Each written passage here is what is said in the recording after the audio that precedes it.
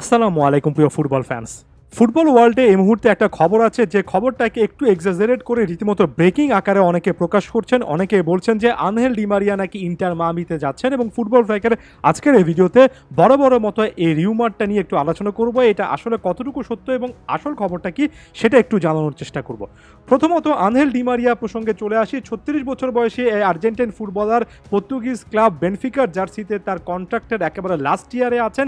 এবছরের জুনের 30 তারিখ বেনফিকার সঙ্গে তার চুক্তিটা শেষ হয়ে যাচ্ছে।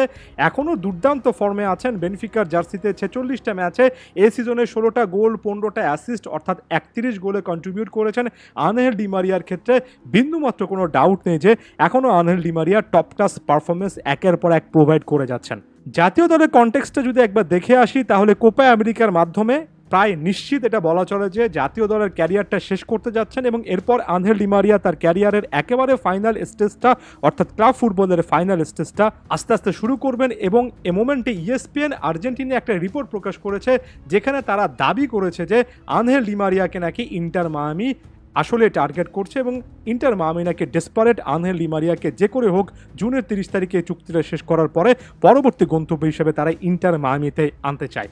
এই ইএসপিএন আর্জেন্টিনার একজন সাংবাদিক লিও প্যারাদিজো এমন একটা রিপোর্ট করেছেন এবং তার এই আলোচনার প্রেক্ষিতে মূলত সেটাকে সোর্স হিসেবে মেনশন করে একের পর এক নিউজ পেপার এই জিনিসটা পাবলিশ করছে। এখানে আমি প্রথমত একটা জিনিস খুবই গুরুত্বপূর্ণভাবে বলতে চাই, লিও প্যারাদিজো কিংবা ইএসপিএন আর্জেন্টিনাও কিন্তু এটা মেনশন করেছে যে ইন্টার মায়ামির একটা আগ্রহ আছে, তারা আনহেল ডি মারিয়ার সঙ্গে ইনিশিয়াল কন্ট্যাক্ট অর্থাৎ একেবারে প্রারম্ভিক যে যোগাযোগ সেটা স্থাপন করতে যাচ্ছে। এখানে এখন পর্যন্ত আনহেল ডি মারিয়ার আগ্রহের কথা কিন্তু বলা হয়নি।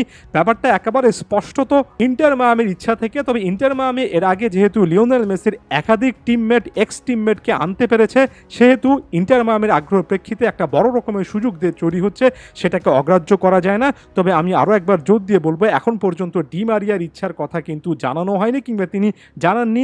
স্পষ্টত এই রিপোর্টগুলোতে ইন্টার মায়ামি টার্গেট করবে কিংবা করতে পারে বা করতে যাচ্ছে এমন টাইপের শব্দগুলো ব্যবহার করা হচ্ছে।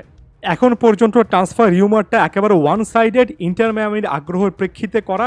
দেখা যাক ইন্টার মায়ামির এর আগ্রহের পরে আসলে আনহেল ডি মারিয়া কতটুকু সিদ্ধান্ত নেবেন এবং কত দ্রুত সিদ্ধান্ত নেবেন। এর পাশাপাশি আরও একটা সাপোর্টিং ডিটেলস জানিয়ে দিচ্ছি, খুবই গুরুত্বপূর্ণ একটা ইনফরমেশন।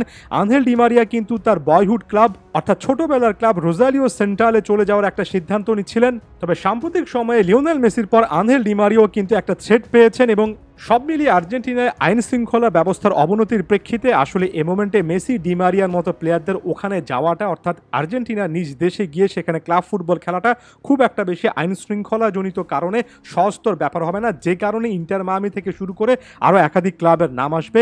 এর আগে আনহেল ডি মারিয়ার সামনে গত বছরও সুযোগ ছিল বেনিফিকাকে বাছাই না করে এমএলএস এর কোনো একটা ক্লাবকে বাছাই করা, তবে এমএলএস এর ব্যাপারে আনহেল ডি মারিয়া তেমন আগ্রহ প্রকাশ করেননি। এখন দেখার বিষয় হচ্ছে গিয়ে এই টাইপের মাইন্ডসেট তার আসলে পরিবর্তন হয়েছে কিনা। যদি পরিবর্তন হয় এবং ইন্টার মায়ামি যদি ডিরেক্ট তাকে অ্যাপ্রোচ করতে পারে, পারফেক্ট একটা ট্রান্সফার মুভ করতে পারে, তাহলে লিওনেল মেসির পাশে ক্লাব ফুটবলে আনহেল ডি মারিয়া আরও একটা এক্সাইটিং ব্যাপার হবে। তবে একই সঙ্গে আমি এই জিনিসটা মনে করিয়ে দিতে চাই যে ইন্টার মায়ামি এক একজন প্লেয়ারকে লম্বা সময় ধরে কিন্তু টার্গেট করে, যেমন লুকা মদ্রিচের পেছনে অনেক দিন ধরে তারা সময় ব্যয় করছে। মাঝখানে আমরা নেইমারকে ঘিরে কিঞ্চিত গুঞ্জন দেখেছি। প্রতিটা ট্রান্সফারে যেখানে তারা টার্গেট করে সেটাই যে সফল হবে ব্যাপারটা এমন নয়, তবে যদি সফল হয় তাহলে সেটা ফুটবল প্রেমীদের জন্য বিশেষ করে আর্জেন্টাইন ফ্যানদের জন্য বিশেষ একটা ব্যাপার হবে। যাওয়ার আগে তাই একটা কথাই বলবো, একটা সম্ভাবনা মাত্র এটা, তবে এটা আসলে কতটুকু বাস্তবায়িত হবে সেটা নির্ভর করছে আনহেল ডি মারিয়া নিজে কি ভাববেন বা ভবিষ্যতে ভাবতে যাচ্ছেন। ধন্যবাদ।